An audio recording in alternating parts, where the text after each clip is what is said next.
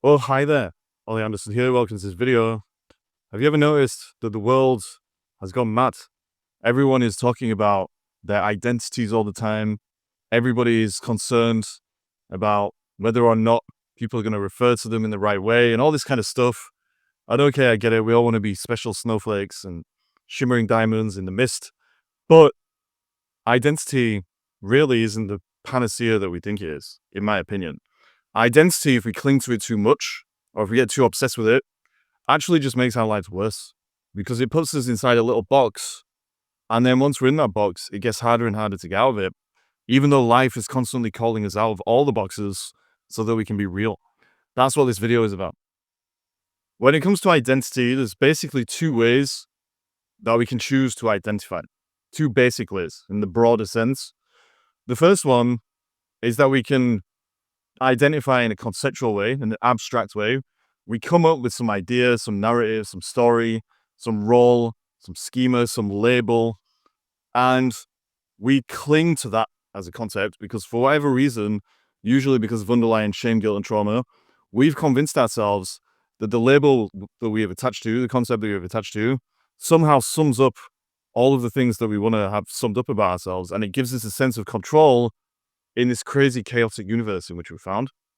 That might work in the short term because concepts, you can hold on to them and it acts as a kind of filter, like you can filter life through it. But unfortunately, or fortunately, depending on how you look at it, life continues to change around us. And so eventually, whatever concept you cling to is going to go out of date. It's not going to work anymore. It's not going to serve you. The software will need an upgrade.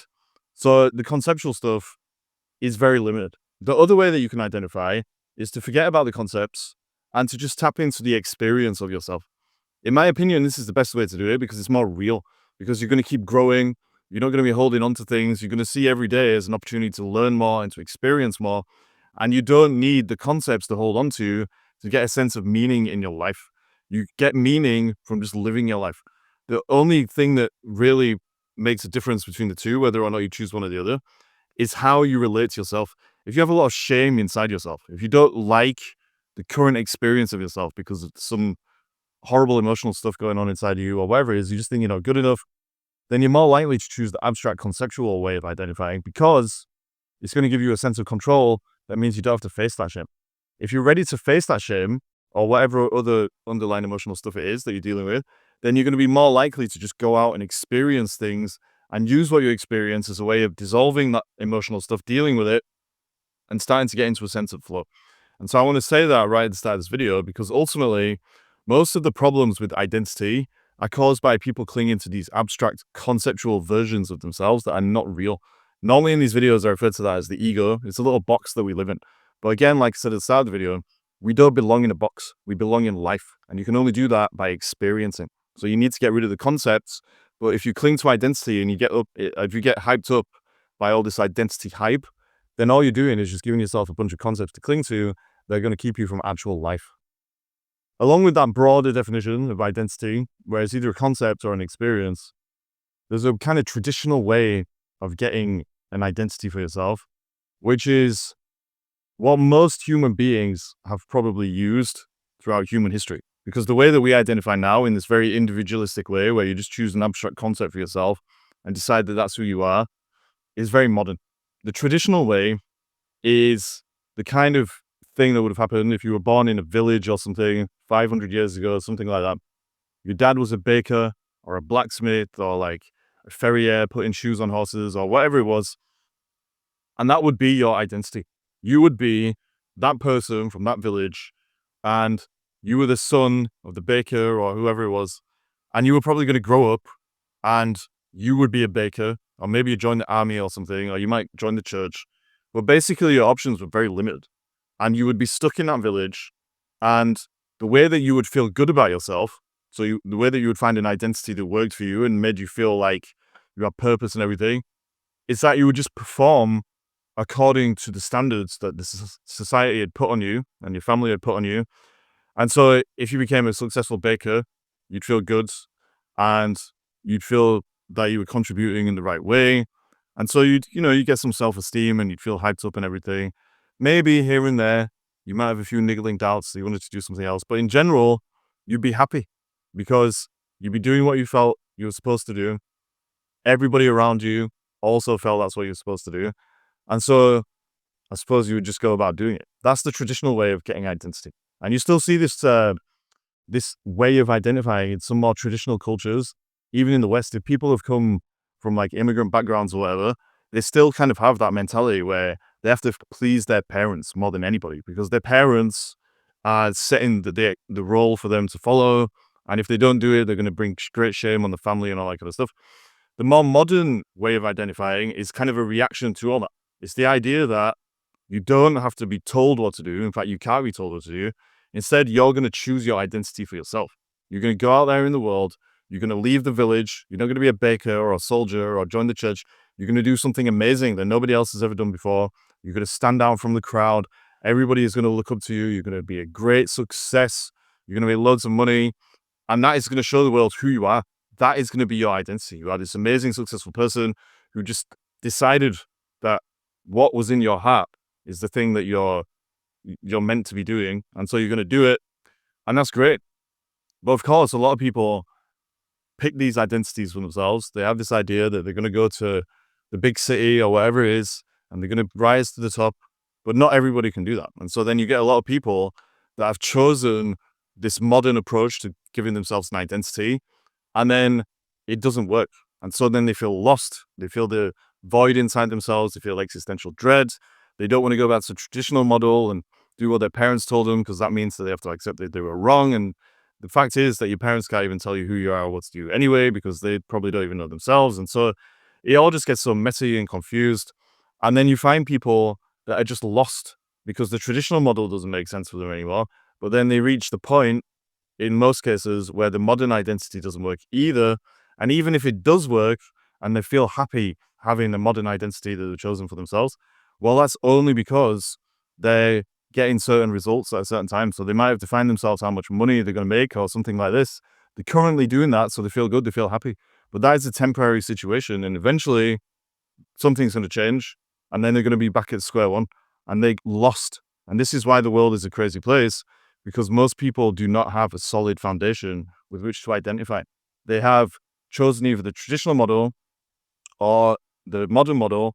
They're all arguing about it, which explains modern politics. If you look at the right, they're generally arguing for the traditional side.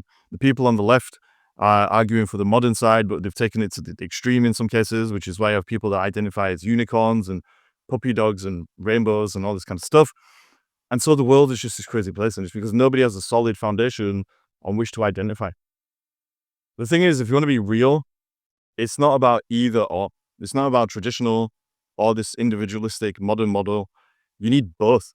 Like, this is where people seem to get confused. Like, they either go to one extreme where they're fighting for old traditions and stuff like that, which are important, or they fight to just kill all of that stuff and to just live in this abstract realm where you just choose your identity off the shelf and then you ask everybody else to follow along with it.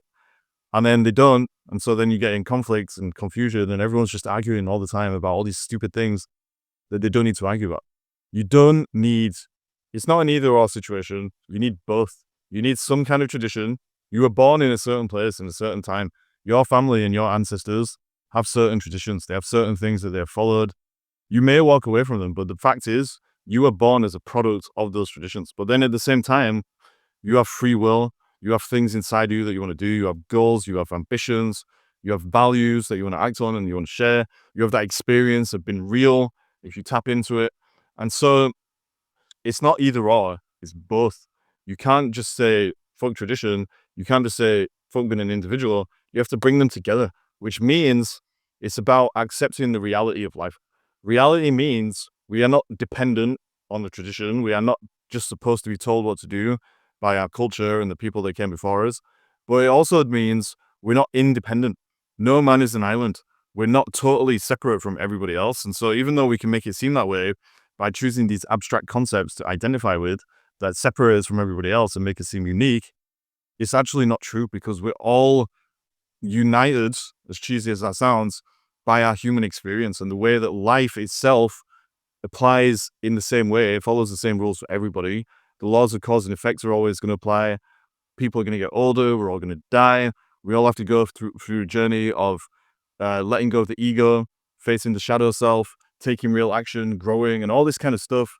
There are so many things that unite us all. And so if you only focus on the differences and try and choose a path for yourself that nobody has ever walked before, then you're going to end up lost. You're going to take yourself away from the interdependence, not the independence or not the dependence or the independence that keeps you from being a true, real human being. Being real isn't about performance, i.e., trying to get certain results and trying to prove something for the sake of tradition and the tribe and all that kind of thing. But nor is it about detaching yourself completely from the tribe and saying, okay, I am an island. I am not connected to my ancestors. I am not connected to posterity. I'm just me. I'm a magical unicorn. And that's that. People are going to have to accept it. It's about knowing that you're kind of a weird hybrid of both. It's not either or, like I keep saying. We keep creating this cultural narrative for ourselves that you're either a super right-wing bigot because you care about tradition, or you're a total left-wing lunatic because you care too much about individuality and you've lost touch with reality. The truth is, the extremes of both are going to hold you back, because if you get too extreme about tradition, you're going to be telling everybody else how they should live their lives, probably as a way of hiding from your own shame.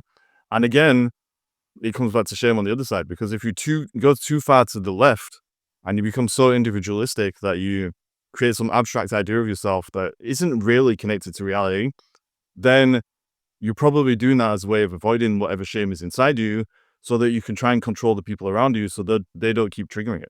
And so they're both kind of bullshit. You need to bring them both together and just accept the human condition is not about identifying with either of these things, not if we want to be real. It's about accepting that that's the territory that we're playing with, but transcending it. And transcending it means that you understand you're connected to other people in the world, but that you also have some variance and difference, because we're all different, even though there's 8 billion of us, and we have a lot more in common than we might think, which I already talked about. It's about understanding that we are not an idea that is either formed by tradition or formed by a reaction to it. We are an energy. We're an experience. Energy is one of those words where it sounds super woo-woo and hippie, but all I mean by energy is like, you're either in the zone, you play in the game, you're growing and you're flowing and you're feeling real, and every time you get up and do something you're excited to do because you have a sense of purpose, you have a vision for yourself, you know what you're supposed to be doing, you know where you're supposed to be going, you know who you're becoming, and how you want to serve the world as you are becoming and the people in your life that you love. And that puts you in a certain energetic state. If you don't feel good in that way, if you feel stuck or if you feel lost, then probably your identity is latched on to one or the other of these two spectrums that I keep talking about. The spectra, the two thingamajigs that I keep talking about.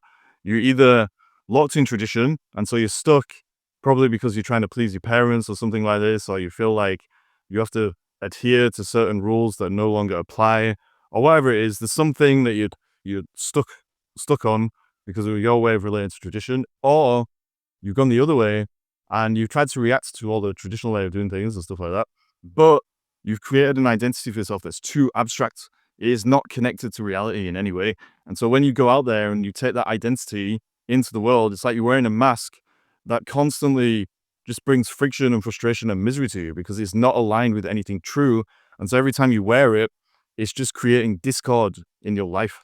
And so the way forward is not to be using the rules and the tradition as a way of giving yourself a sense of control in life, but nor is it about wearing a mask and putting a mask on that's so elaborate that it's no longer connected to anything true. It's about accepting the ground that we all walk on, which is the human experience, where all of these things come into play, but using them as a springboard for getting your energy to spiral up and become more and more buoyant and alive, because you're constantly growing, you're constantly pushing through your edge, you're constantly finding that next level for yourself, so you can let go of all the layers of fragmentation and bullshit and grow deeper and deeper into wholeness. In short, it's not about being so dependent on tradition and rules and family and tradition and all that stuff that it weighs you down. But it's also not about being so reactive to that that you become so independent that you end up becoming isolated and disconnected and separate from anything real. and you just end up living in your head, basically. You need both. You need a foundation of something to get started with. And then you need to create a version of yourself that isn't held back by concepts, but keeps growing and getting deeper and deeper into wholeness because of the experiences that you allow yourself to have. So hopefully that makes sense. This has been a video which I kind of rambled my way through. I always say this, but I think I actually rambled my way through this one. But I hope you understand what I'm saying. Like, we've gone mad thinking about identity. Identity is the problem. If you're stuck in life and you don't feel like you're getting where you want to be, your identity is one of these extremes, and you need to transcend both of them. And the only way to do that is to grow real.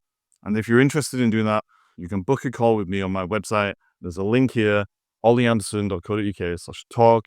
You can also read my book, Trust, a manual in becoming the void, building flow, and finding peace. I'll put a little image here. You can get it on my website, ollyanderson.co.uk/trust. But anyway, I hope this video made you think. We've got so obsessed with thinking that we need to create an identity for ourselves, but we don't. We need to transcend identity and get into our energy so that we can just be real and do what we need to do. So, hope that helps. Stay real on them. Peace to you.